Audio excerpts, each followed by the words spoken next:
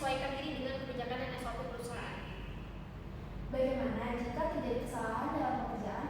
Untuk itu saya akan melakukan evaluasi perbaikan kesalahan tersebut dan memastikan kesalahan yang sama tidak akan terulang kembali di waktu nanti.